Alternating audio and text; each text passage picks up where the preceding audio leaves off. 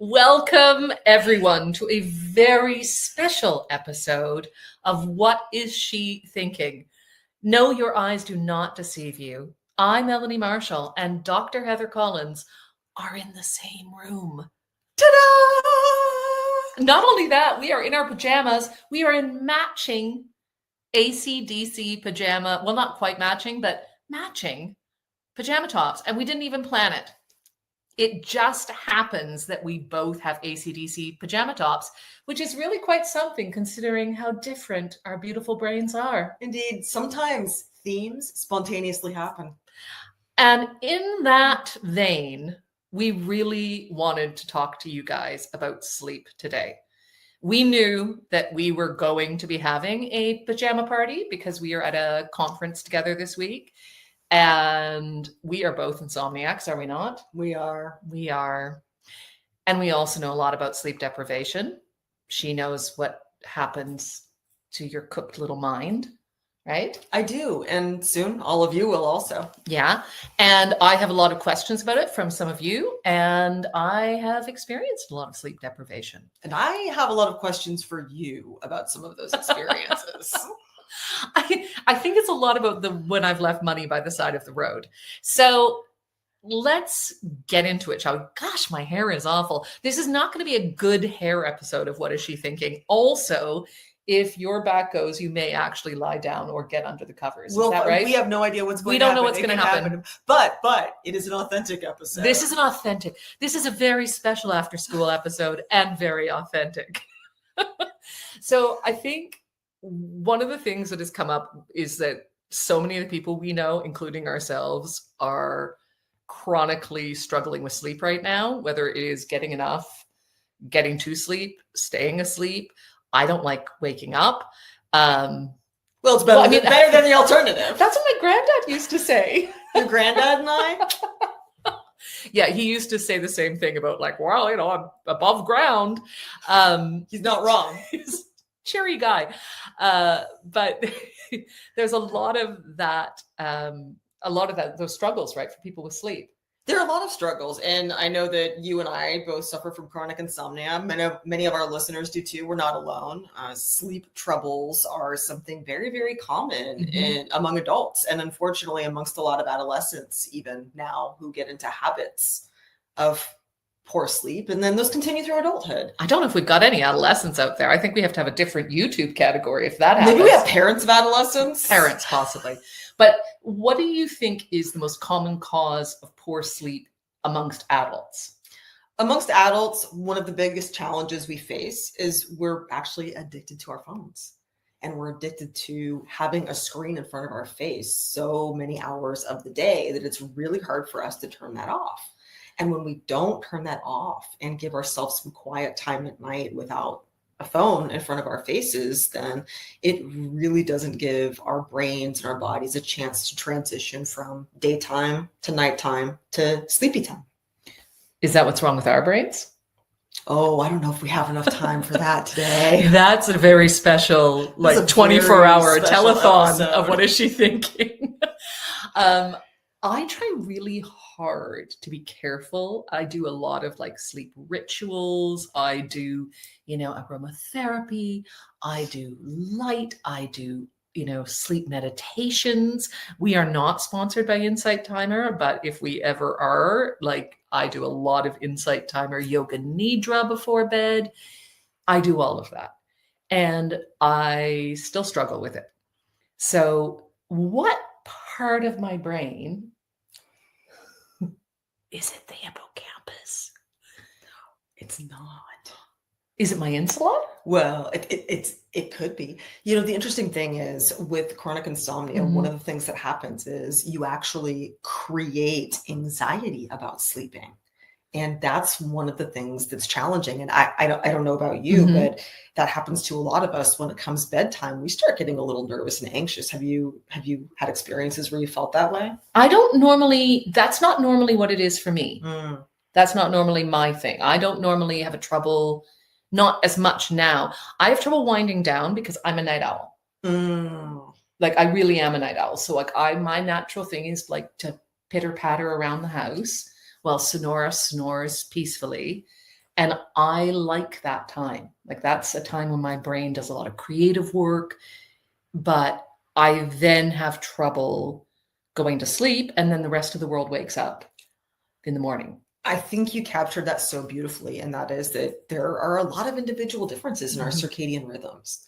And, interestingly, I was part of a research study a while back where there was genetic testing involved.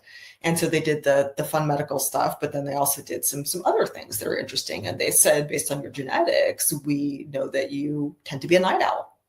So this is something that isn't really just in our brains. It's really baked into our genes and our DNA as well. And not everybody has the same circadian rhythms. Some people are early birds, some people are night owls. And I'm sure you've experienced that the world is not built for night owls. It is not built for night owls. And my feelings about early birds, even though I know and love some, are not super kind. Like, we have to get up early tomorrow morning. We do. We have to be at our conference at 7:30 a.m., which is not an ideal hour for either of us. No. I think we would love to stroll in at around 10:30. But you were making fun of me saying that I would probably prefer to be getting up at that hour. And that's true. Like, I would. Yeah. But what can we do if our circadian rhythms are not where our lives are at? It's really challenging. I think one of the best things you can do is really simple, and that's simply waking up at the same time every day. So I know it feels terrible, right? I don't know about you, but I suffer from this, even knowing I shouldn't do this. I think on the weekends, I'm going to sleep in on the weekend. And actually that's terrible for our sleep, because by waking up at the same time every day, we're resetting our brain's baseline for when we expect to be awake and kind of keeping your circadian rhythm in a constant pattern. And when you go to sleep at different times at night and wake up at different times in the morning, it really doesn't know what's happening. And it makes it all that more difficult to fall asleep. Okay, that one I know. I'm going to tell you that one I know. But I've heard it. Okay, I believe you. There was a fact you told me when we were at another conference having a pajama party, which was that sleep is one of the best ways we can prevent cognitive decline. This is not me trying to get her talking about Alzheimer's again. However, it's an interesting fact, and it really depressed some adults that I told. It is. And I am only going to briefly touch the hippocampus in this episode. And here it comes. So thank you for the invitation. That basically one of the significant factors associated with Alzheimer's disease is chronic lack of sleep. So that means that if you don't sleep enough, and that happens to you chronically, not once in a great while, but a few times a week, that actually puts you at higher risk for developing Alzheimer's disease later on. And I think the interesting thing is that even after going one night without enough sleep, we can feel those effects on our cognitive system and on our memories. Have you ever had a time when you haven't had enough sleep and you just don't function right the next day? Why, yes, I have had a time when I didn't get enough sleep and I didn't function right the next day. I mean, I've had the experience of being chronically sleep deprived a lot, which is maybe why I freak out when you say this. But where I just start forgetting things. Yeah. Like fairly major things like car keys or money or like where my car is. Fun fact, a correspondent, I'm going to tell a story about somebody else. Correspondent. Oh, we're implicating other people. We're implicating other people. The rules have changed. The rules have changed. But this is a great story because we had been up for 24 hours covering an election result. That's not even my max. My max is about 40 hours without sleep. Oh, this hurts me inside. And I have done 40 hours without sleep multiple times. And yeah. Oh my. Multiple times. That's the longest I can go and function. And I can work like that. But I will start forgetting things. I will start, parts of my brain seem to start shutting down. Mm-hmm. I thought I was half asleep. You probably would say Oh, I mean, parts of your brain are shutting down. Your brain's kind of going into survival mode. Your hippocampus isn't functioning well because you notice that I know, memory but you've got to let me finish this story because this is a good one. Okay, yeah. so, but in this case, we'd all been up, and the correspondent, he decided to go for a walk from his hotel room. And I got a call from, and this is when I was in charge of all the teams. I got a call first from his camera person and then from him, because he had gotten lost in the hotel. He'd gone for a walk just to try and keep himself awake. And he was so tired, he got lost in the hotel, couldn't remember where his hotel room was, couldn't find his way back. Seriously? Yes. Oh, wow. That's serious sleep deprivation, right? That is serious sleep deprivation. But like, he was putting all of his energy in, like, his last remaining brain cells were doing the work. I did take him off duty after that. Oh, good. But then I was like, so is that why they give fighter pilots those like stims? Wow, that took a turn. Didn't expect that turn. But that's why they do it, right? Yes, and in fact, in World Don't War worry, II, we will put the disclaimer on this episode. In World War II, the German soldiers were given methamphetamines.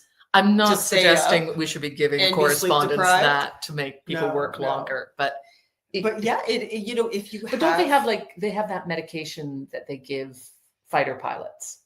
Are we calling it medication? Yes, no, like not methamphetamines. But it's still not, but it's designed to, what is it, modafinil? I mean, no, maybe that's an erectile dysfunction one. I can't remember. It's hard to say.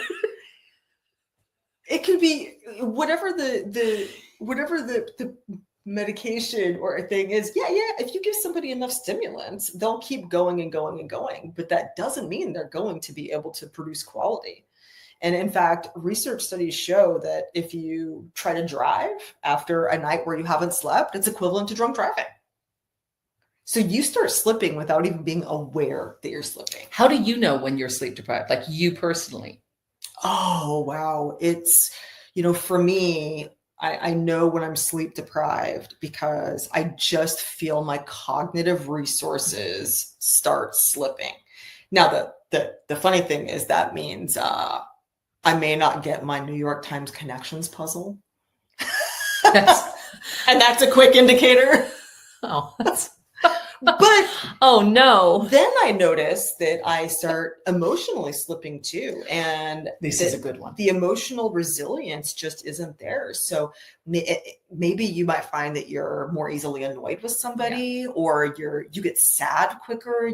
Things irritate you easier. You might cry at the drop of a hat. It can be really challenging. How do you know when you're sleep deprived? So I would say that for me, it is more that two things. One, I get more anxious. I can feel my anxiety levels go up, and I know it is not a function of real anxiety or worry in the world. It is an internal job. And that for me, I know is a sign of sleep deprivation, and it being more emotional. And not emotional like, oh, I love a sunset or a puppy, because I do love a sunset and a puppy. At the same time, if possible. But you use that word like emotional control, or like the slipping, like that idea of like that I'm going to have a stronger emotional reaction than I would if I was grounded and if I was rested. And if I am leading other people and I'm watching them to see if they are okay, that's one of the things I watch for. Now, I did tell you that story about people getting lost and not being able to find their own hotel room, but genuinely, like if I'm watching other people and they're telling me, no, I'm okay, one of the things I will watch for is their emotional control. Absolutely. Because in some ways, it's a much easier tell than cognitive quality for people who are high performers. Yeah, because if you're a high performer and you perform at this level and you are sleep deprived, you might still perform at this level and everybody else is performing at this level. So you're still going to have some cognitive slippage there, but you still might appear to pass the tests that any other person would fail. But if you are sobbing while you're doing it, then we know something's something is wrong. We know something's up. Okay, right? Here was a question that I had from someone who knew we were doing this show. And they said, look, I want to know this. They said, I'm waking up in the middle of the night, and I'm often a wake up in the middle of the night person as well. And they said, is it true that it is better to get up and go and do something else rather than lie in bed? Because they feel that when they are getting up and trying to do that, they think that that is just telling their body, okay, the day has started, and that they're not getting back to sleep as a result. So is that a true or false sleep? It is true. So the advice that sleep research specialists give is give yourself 20 minutes. And if you aren't able to go back to sleep in 20 minutes, get up and do something. Now, the thing is, you don't want to get up and stick a phone in your face, because then you're just reenacting the problematic cycle to begin with. You want to find something to do that's calming, that's soothing. Maybe you do a little reading, maybe you do some crocheting. Do you know what does it for me, Melanie? I hesitate to ask, but yet I do also really want to know. What does it for you? Folding laundry. You know what? I know somebody else who finds folding laundry the most soothing thing in the world. If I am up at 4 a.m. and I can't go to sleep, folding laundry, and the more tedious, the better. If it's socks, amazing. Crocheting, though, feels intense to me, but that's to me. No, see, I love that too. Okay. Yeah. Maybe you could crochet me some socks. I don't do socks, but I would love to give you a scarf. Well, I would love a scarf. We can do our next little episode in it. We can. Okay, so even if they feel it is keeping them awake, the advice is still to try it. It is. I would say with the caveat that it's important to label what you're doing. Okay. Can you explain that? I'm not starting my day. I'm resetting my body and my brain's expectations. Because one of the challenges with just lying there more than 20 minutes is that you do actually start to stress out and worry. And you think about, well, if I can't sleep, I'm not going to be able to do this the next day. And I'm not going to be able to do that. And this is going to be terrible. And that's going to be awful. And I'm never going to get to sleep. And Yeah. So I just want you to say that again, though, because I think that was really important. So you get out of bed. But you say, I'm not starting my day. Say what you just said again. I'm not starting my day. I'm just resetting my body and my brain's expectations. Great phrase. So you know who you are. That's what you're saying. Then how long are you crocheting before you try to go back to bed? It really depends. You don't want to go back to your actual bed until you start feeling sleepy. What if you don't know what feeling sleepy feels like? Then you can go back, lie down, give it 20 minutes, and if it doesn't work, get up again. All right. The key is to try to not get frustrated or upset with yourself, because you might have to repeat the cycle a couple of times. I found you're a little toddler. Could be. Hopefully without the tantrums. I found out something really interesting I'd love to share with you and our listeners. And viewers. And viewers. So up to 150 years ago or so, humans actually had two sleep cycles at night. You know, the two sleeps. Yeah. So there might be something a little bit left over about that. And for those who don't know, people would often go to sleep when the sun went down. There wasn't electricity. Maybe they'd wake up at midnight, 1 a.m. Maybe they'd be up for a couple of hours and go back to sleep for their second sleep. People would go over and visit their neighbors. People would go and have affaires de coeur. Oui. People would do all sorts of fun stuff and then go back to bed. Yeah. I feel like that was like a better time for my people, for my middle of the night. Oh, absolutely. For my night owl people. And I think it's a great reminder to not be too hard on ourselves. If we're up at 4 a.m. or 3 a.m, maybe it's a little bit of that second sleep cycle left over. And don't be too hard on yourself. Do something. Okay, fair enough. But there are a lot of people who are going to get woken up at 6:30 anyway, because, they have a child, they have a dog, They have a conference. they have a conference. Ouch. They have a child, a conference, and a dog, or they have a job, or it's the Bengals, it's Manic Monday, I've got to catch an early train, got to be at work by 9.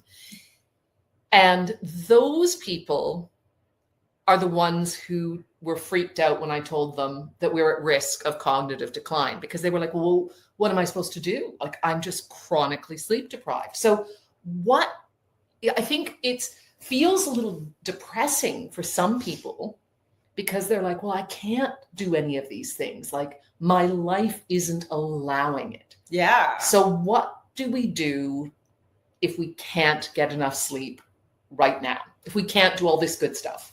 Well, I think you do the best you can, and that's all you can do. I mean, at the extreme end, you could always change your life, change your job, change your career. But assuming we can't do that, we just do the best we can. And Lady of Leisure, right? Let's keep in mind that some people don't need a full 8 hours of sleep. Some people function okay on 6. If you feel like you're chronically deprived, just do your best to, if you have to wake up at 6, try to go to bed a little earlier if you can. And when I say a little earlier, don't change your bedtime by more than 15 minutes every week. That's it. 15 minutes. Say that once more for the people in the back. So if you're trying to get up at 6 and you need to go to bed earlier to try to get more sleep, do not roll back your bedtime any more than 15 minutes a week. And if you are, in that phase where you are just struggling, you're still not going to get it. You said, be gentle with yourself. What's the best solution aside from methamphetamines? Please don't. I know. Don't do that. Don't do that. Full disclaimer. Don't do We're that. joking. There is something that they actually give fighter pilots in modern day. Anyway, but what is it? Caffeine? Is it naps? What about naps? Naps are great. Say more about naps. The key with naps is you want them either to be 20 minutes. So maybe you give yourself 30 minutes, 5 minutes to fall asleep, 5 minutes to wake up, or 90 minutes. So maybe you give yourself closer to 2 hours. And those can be amazing. And if you can't do those, let's say you have an office job, you're somewhere and you really have to be there for that 9 to 5 kind of situation. If you can get outside and take a little break and walk in nature, that can kind of help reset some things in your brain and your body as well. Ooh. And just maybe you're not going to feel like you've slept, you're not going to feel completely rested, but you might feel a little bit refreshed and a little bit rejuvenated. Okay, so naps. I love naps. I love naps too. But I'm a 90-minute napper. I can't do a 20-minute nap because I can't fall asleep that quickly. In the middle of the day, no. But a 90-minute nap, then now we're talking. Nature. So nature, you'd take nature over caffeine? Well, it depends on what your goal is. If your goal is to try to step away and refresh, then I would take nature or a little bit of meditation. If you have a meeting coming up and you want to be as present for it as possible, a little stimulant is okay. And that stimulant can be coffee. I would also recommend tea because tea has 2 magical ingredients, black tea especially. It has caffeine and it has L-theanine. So the caffeine will give you a little pep in your step, but the L-theanine will kind of chill you out and keep you from getting really jittery. And if you're sleep deprived, I don't know if you've noticed this. I do. It's easier for me to get a little jittery. Do you ever feel that way? Me, a jittery? Never. She's never seen it. When she's saying this stuff, just so you all know, when she's saying this, she's like, have you ever felt that way? She means you felt that way. I saw you that way today. Look, it's been a day. We've both been It's traveling. been a day. I have It's been been up a since day. 3:30 in the morning. And how about you, my friend? I didn't sleep very well last night. I slept for 90 minutes. Oh my gosh. You're sleep deprived. I am so sleep deprived right now. And you know what? I didn't catch it. Probably because my eyes aren't on the sparrow there. I'm not watching carefully enough. Or you didn't burst out crying. I didn't burst out crying. I'm pretty high functioning. You are very high functioning. See, you got to watch out for those high functioning ones. You can't always tell. And this should give you all some hope. Like, if you are thinking to yourself, like, oh, what hope is there for me? Look at this one. She's been functioning amazingly well, telling you all about what to do, how to get better sleep, how to deal with sleep deprivation, and she's sleep deprived. I'm sort of sleep deprived. You're sleep deprived. I'm a little sleep You're deprived. sleep deprived. You were not able to sleep in until your graceful 10:30 awakening. I wasn't able to have my morning perambulation. I wasn't able to kind of just like do my thing. And I like that. I like that a lot. So, how do we want to put a bow on this episode? What are the things that we want people to take away? Well, I like the 3 N's. I like take a nap, experience nature, and do like Melanie here and create your own nighttime routine. Ooh, yeah, I forgot I had a nighttime routine. No, I did remember I said that right at the beginning. I was just trying to give you a little. Basically, all my stories are like cautionary tales. All my stories are like tales of, I didn't even tell any stories this time, really, except for that one about my friend who shall remain nameless. And it wasn't about yourself, so you kind of got an out with that one. And I know you have some good sleep deprivation stories. I told you I've been up for 40 hours. I was trying to pry her open and dig those stories. Can I just tell you one time that I was sleep deprived? The one time I was the angriest about being sleep deprived, I was awake because I was telling somebody no for about 6 hours straight. Do we want to know what you were telling them no in response to? I can't say because it would. Is it war related? It is war related. Okay, that puts us in the ballpark then. You could tell us, but you'd have to kill us. Yeah. Okay.